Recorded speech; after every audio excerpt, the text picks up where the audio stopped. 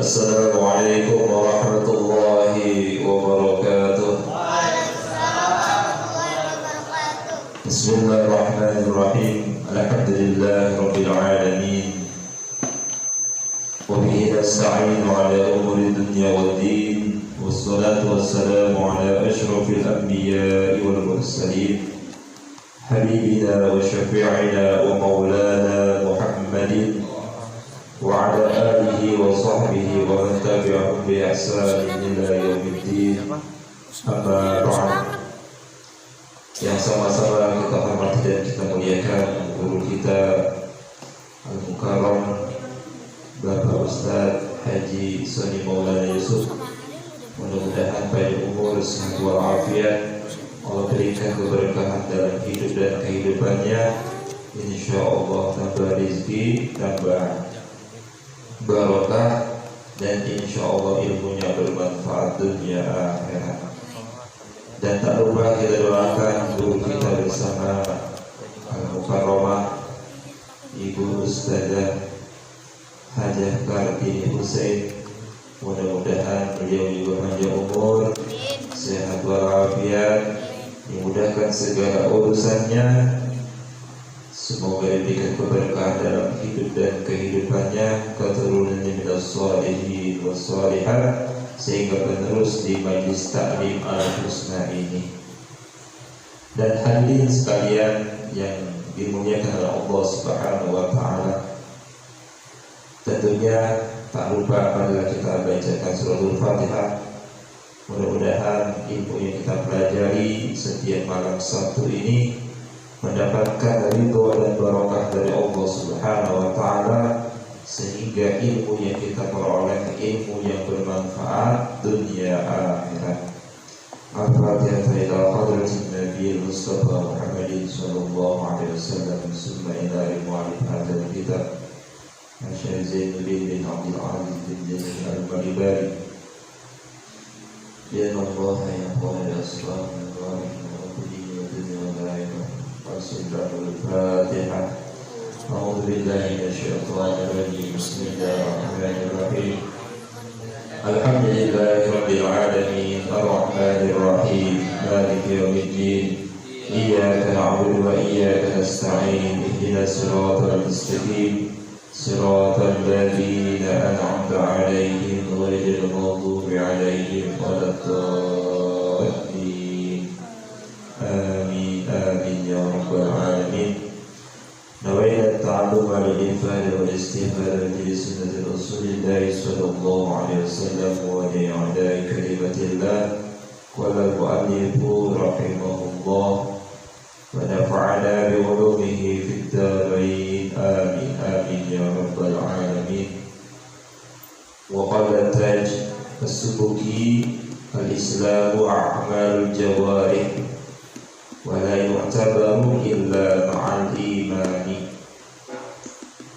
Hadirin yang dimuliakan oleh Allah Subhanahu wa taala, pada pekan yang lalu kita telah membahas tentang rukun agama. Jadi agama kita ini ada rukunnya. Kalau rukunnya satu tidak ada, maka tidak sempurnalah agama seseorang. Yang pertama Islam, yang kedua iman, yang ketiga ihsan. Iman, Islam, ihsan. Sebagaimana hadis yang disampaikan oleh Rasulullah melalui malaikat Jibril alaihi salam yang mengajarkan tentang Islam itu apa, iman itu apa, ihsan itu apa. Kita lanjutkan bahwasanya di sini dijelaskan oleh Imam As-Subuki, Islam itu adalah a'malul jawarih, amal perbuatan badan. Jadi kita sholat itu namanya kita mengamalkan Islam. Kita puasa mengamalkan Islam. Bayar zakat pengamalan Islam. Sampai pergi haji itu pengamalan Islam. Tetapi Islam ini, amalan Islam ini la yu'tabaru ma'al iman, tidak akan dianggap kecuali orang itu beriman. Iman Islam harus ada pada diri seseorang. Bahkan orang kafir yang mau masuk agama Islam itu wajib mengucapkan 2 kalimat syahadat. Asyhadu an la ilaha illallah wa asyhadu anna Muhammadar Rasulullah.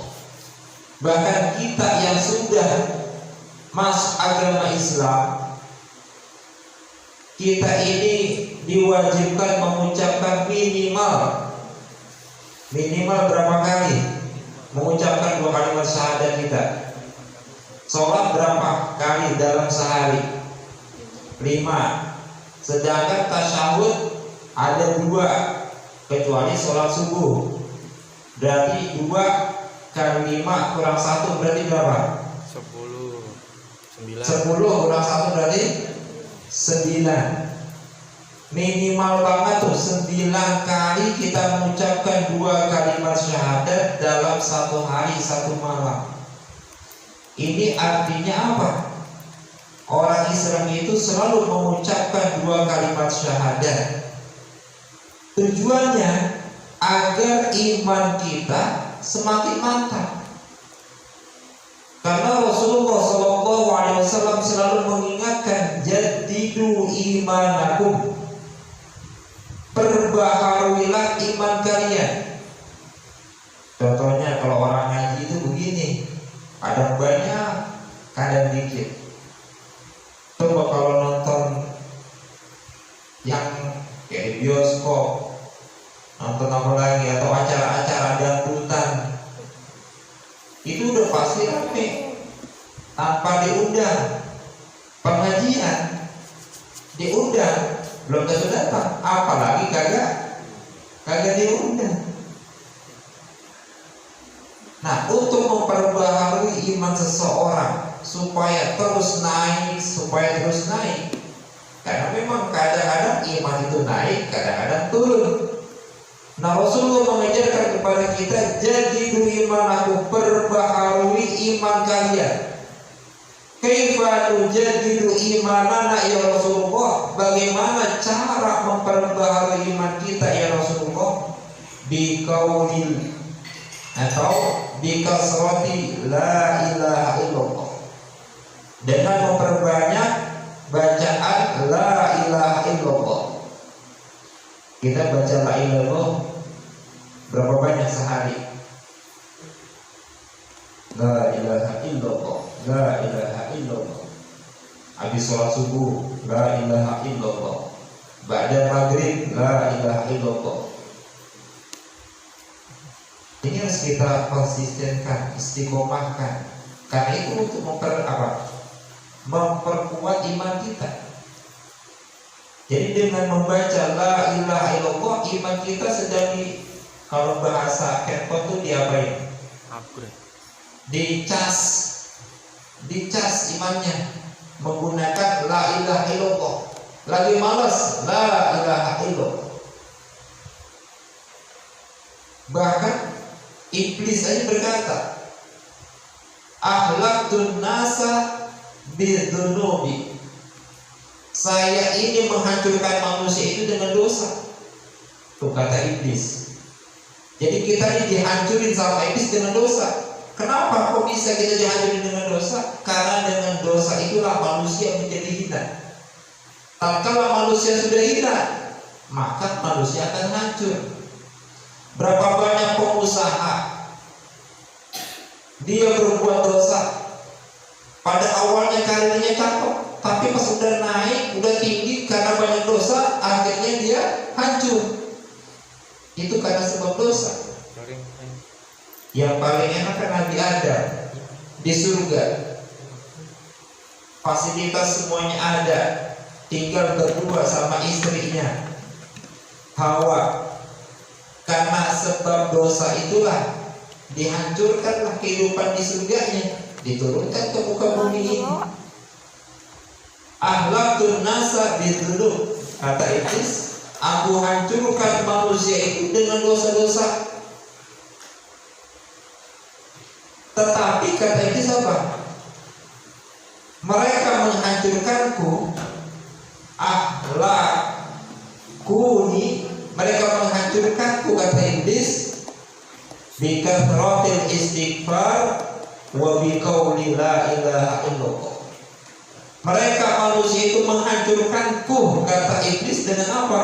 Membaca istighfar dan membaca la ilaha illallah. Jadi kalau ngalahin iblis itu paling gampang, astagfirullahaladzim. Makanya kan ada orang kaget, astagfirullahaladzim, jatuh, astagfirullahaladzim. Bahkan lihat cewek cakep jangan bilang alhamdulillah, astagfirullah, karena itu apa dong? Dosa. Memang kalau niat pertama nikmat, bener nikmat, niat yang kedua laknat.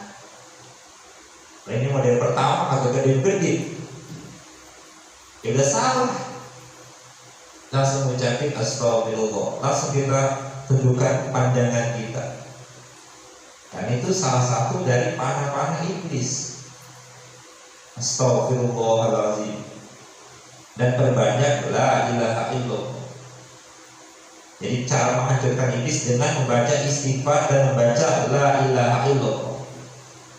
Nabi Musa alaihissalam suatu hari tatkala beliau bermunajat kepada Allah, di sini dijelaskan di dalam kitab Irsyadul Ibad, Nabi Musa itu berharap, ya Allah, tolong berikan zikir supaya aku amalkan zikiran itu. Kata Allah bagaimana? La ilaha illallah. Bacalah la ilaha illallah. Kata Nabi Musa, ya Allah, zikiran itu mak setiap hamba udah pada tahu, udah banyak yang baca. Saya pengen zikiran yang kagak ada orang tahu. Langsung dibalikin sama Allah, bagaimana?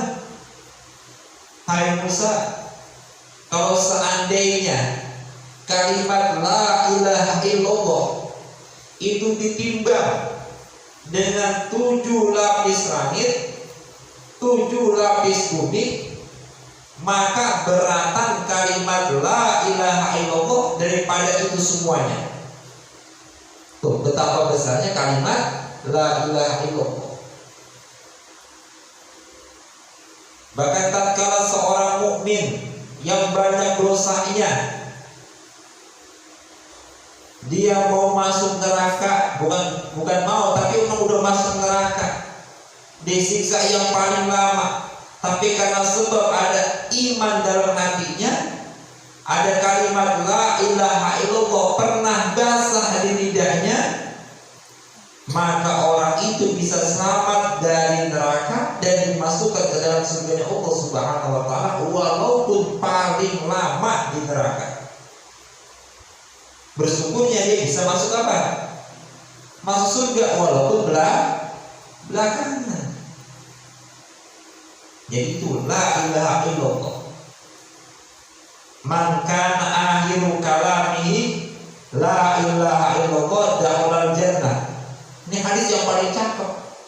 Barang siapa yang akhir kalamnya sebelum meninggal dunia adalah kalimat la ilaha illallah, maka dia masuk surga.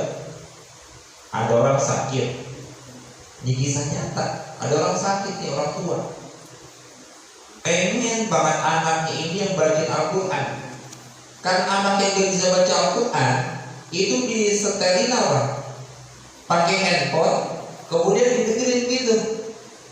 Orang tuanya tahu ini bukan manusia yang baca. Maksudnya apa? Bukan orang, tapi apa? Handphone. Dia kagak mau. Dia pengen anaknya yang baca Al-Quran. Tapi misalnya kalau ada orang tua atau tetangga kita atau saudara kita dalam keadaan sakratul maut, itu kita bisikin dalam hatinya apa? La ilaha illallah. Bisikin. namanya ditalkin. Talkin itu diajarkan. Jangan ngajarinnya seperti ini. Udah mau meninggal jemput, Pak sebut. Nah nanti yang meninggal itu sebut. Apa jadinya? Makanya kalau mau mengajarkan, ngajarin yang benar. Apa bacaan tadi? La ilaha illallah, la ilaha illallah.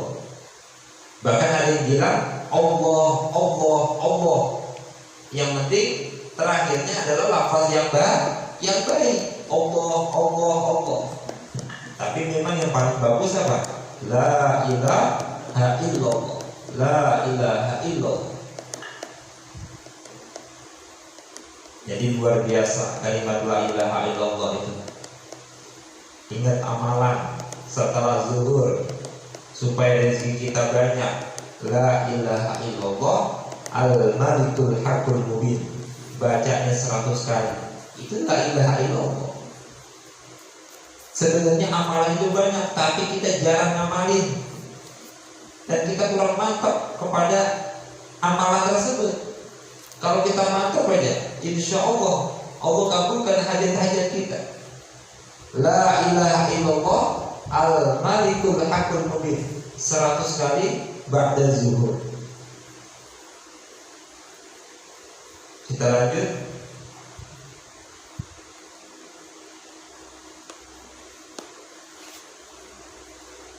Ini ada sebuah kisah dari Imam Syafi'i radhiyallahu anhu. Semoga Allah meridhoinya. Langsung aja kita terjemahkan. Imam Syafi'i ini tatkala sedang tawaf. Tahu tawaf?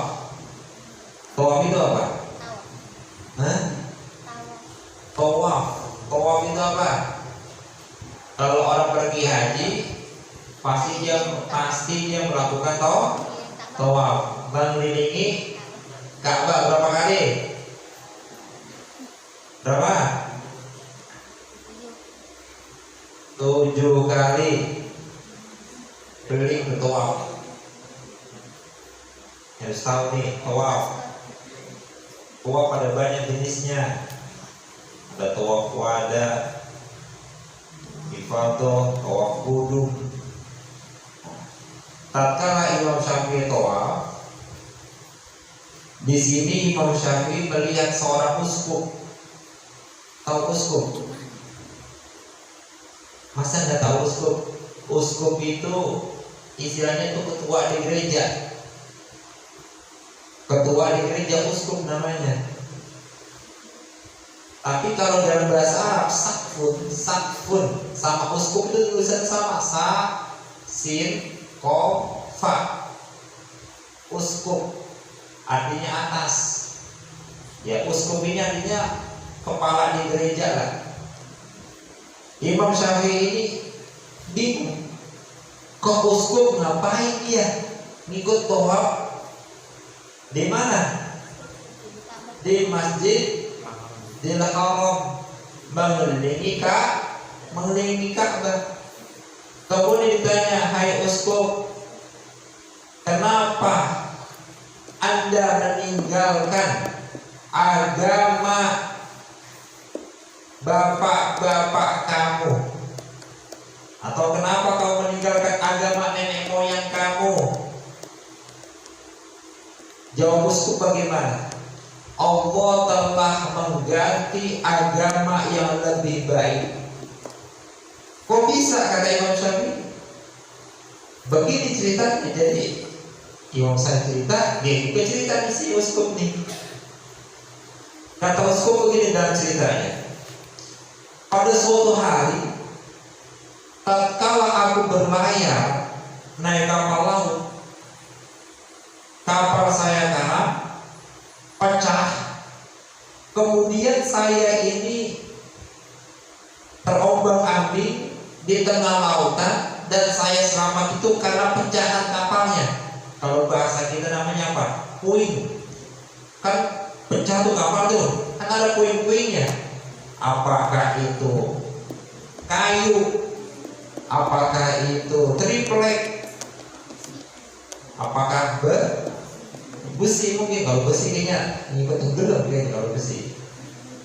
Nah pokoknya alat-alatnya bisa ngambang, dipegang tuh sama uskup itu. Pas dia pegang, ternyata dengan izin Allah terbawa oleh ombak sampailah ke sebuah pulau. Dia lihat ke kanan, gak ada orang. Dia lihat ke kiri, gak ada orang. Ternyata memang dia doang satu-satunya manusia di pulau tersebut. Kira-kira berani gak kita di tengah laut, ke bawah ombak, nyasar ke sebuah pulau, gak ada orang, cuma kita doang sendiri. Karena dia capek di laut, capek nih, karena dia capek lelah di laut, terombang-ambing oleh ombak, dia haus. Dia dengar ada suara air, dia cari, ternyata ada air sungai. Dia minum, masya Allah, air sungainya ini segernya luar biasa. Kemudian dia cari makanan, ada apa enggak? Ternyata alhamdulillah ada buah. Buahnya ini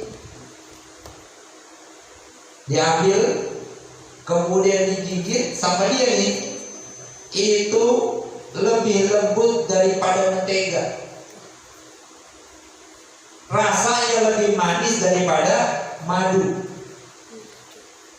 Buahnya enak kan?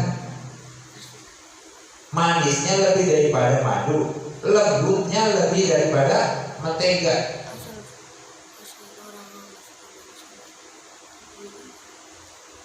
Pas udah mulai sore, uskup ini takut. Udah malam. Waduh, kalau seandainya saya tidur di bawah, nanti ada binatang buas. Dia naik ke atas pohon. Pas naik ke atas pohon, dia tidur. Alhamdulillah. Tapi kira-kira enak gak? Misalnya airnya segar, buahnya manis, tapi sedewekan, sendirian di pulau itu, enak apa kagak? Kagak. Kayak kita nih, jadi orang kaya di Gantrik, paling kaya, tanah paling lebar, rumahnya paling lebar, kontrakannya paling banyak, tapi dia doang udah kagak ada yang kontrak, kagak ada yang ngakuin. Enak apa enggak? Ya kagak enak. Nah pulau juga pulau dia sendiri, kalau dia mau ngakuin silakan. Di tengah malam, nih kata si uskup nih, ada suara dari sungai. Apa suaranya? La ilaha illallah al-Ghaffar wa Muhammadur Rasulullah Nabiyul Mukhtar. Tidak ada Tuhan kecuali Allah yang Maha Pengampun. Nabi Muhammad SAW sebagai utusan Allah, Nabi yang terpilih. Jadi dari sungai itu suara ini keluar, la ilaha illallah al-Ghaffar wa Muhammadur Rasulullah Nabiyul Mukhtar. Itu aja dia ucap. Karena dia kaget ada suara seperti itu dari dalam sungai, dia lihat ada orang. Ternyata betul ini bukan manusia, tapi dari golongan apa? Golongan jin. Masya Allah, golongan jin. Pas dilihat, itu kepalanya kepala burung kasuari. Tapi kalau di sini terjemahkan itu burung ontak. Kepala burung ontak, tahu tuh yang lehernya panjang. Mukanya muka manusia, kakinya kaki ontak, ekornya ekor ikan. Kalau kita lihat makhluk begitu, lari apa kagak? Lah kita lagi jalan-jalan di depan ini ada suara gerada gedung-gedung langsung kabur. Apalagi lihat makhluk seperti itu. Karena ini takut, si uskup takut, dari pohon dia loncat ke bawah, langsung dia lari sekencang-kencangnya. Ya jurus 1000 langkah lah kalau bahasa kita itu, 1000 langkah dia lari. Kata makhluk ini nih, kata jin ini nih, kif, berhenti. Mau selamat apa kagak? Mau selamat apa enggak? Ternyata jin ini bertanya. Yang ditanyain apa coba? Kira-kira siapa yang tahu apa yang ditanyain jin yang pertama kepada uskup tersebut? Madinuka, apa agamamu? Masya Allah, jin nanya kayak gitu. Bukan nanya lu datang ke pulau ini bawa duit apa kagak? Gua mau rampok. Enggak. Yang ditanya disuruh apa? Madinuka, apa agamamu? Dijawab sama uskup ini, Nasraniyun, ana Nasraniyun. Saya ini agama Nasrani. Celaka ente, tuh kata sini. Celaka kamu. Kenapa kamu celaka? Karena kamu sedang berada di pulau jin muslim semuanya. Ini ada di dalam kitab Kisah Ibad halaman 4 tuh. Jadi ada pulau terpencil itu nggak ada makhluk, maksudnya nggak ada manusia, itu ada jin di sana. Dan ini jinnya jin muslim semuanya. Celaka kamu, karena kamu beragama Nasrani. Karena semuanya adalah jin muslim. Kalau kamu ingin selamat, kamu harus memeluk agama Islam. Uskup bertanya, bagaimana caranya supaya aku bisa memeluk agama Islam, bisa masuk agama Islam? Ucapkanlah kata jin itu 2 kalimat syahadat. Diajarkan nih, asyhadu an la ilaha illallah wa asyhadu anna Muhammadar Rasulullah. Uskup itu mengucapkan 2 kalimat syahadat. Setelah mengucapkan 2 kalimat syahadat, jin ini udah gak galak lagi, udah baik, udah tersenyum. Bahkan jinnya nawarin, mau tinggal di sini lama, apa mau pulang? Kita ditawarin begitu sama jin. Bagaimana? Mau pulang atau mau temenin jin di situ? Enak, airnya enak, buahan ada, makanan gampang. Tapi tinggalnya bareng jin muslim. Kalau mau ke Pulau Sono aja, udah kagak kerja lagi istilahnya, tinggal nikmatin hidup aja udah. Tapi uskup ini bilang apa? Saya mau pulang aja, karena masih malam, ya udah kamu tinggal di sini aja dulu. Ternyata jin ini langsung pergi ke laut. Uskup itu memandang jin pergi ke laut. Beberapa menit itu langsung ada kapal laut lewat. Kapal laut lewat, kemudian uskup ini memberikan tanda isyarat bahwasanya dia ini butuh pertolongan. Akhirnya kapalnya itu mendarat di pulau tersebut dan uskupnya selamat. Jadi orang bisa selamat di pulau jin dengan mengucapkan 2 kalimat syahadat, la ilaha illallah Muhammadur Rasulullah. Tatkala di perahu itu ada 12 orang. Uskup itu cerita tentang apa yang dialami di pulau jin Islam tersebut. Karena begitu luar biasa hikayahnya, ceritanya itu, akhirnya 12 orang itu semuanya masuk agama Islam. Itulah kisah pertemuan Imam Syafi'i dengan uskup yang memeluk agama Islam di pulau jin.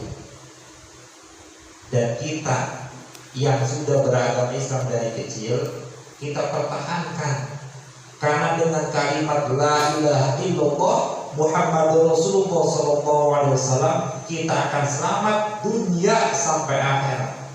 Walaupun mohon maaf kita susah ekonominya, tapi dengan la ilaha illallah itu kita akan bahagia.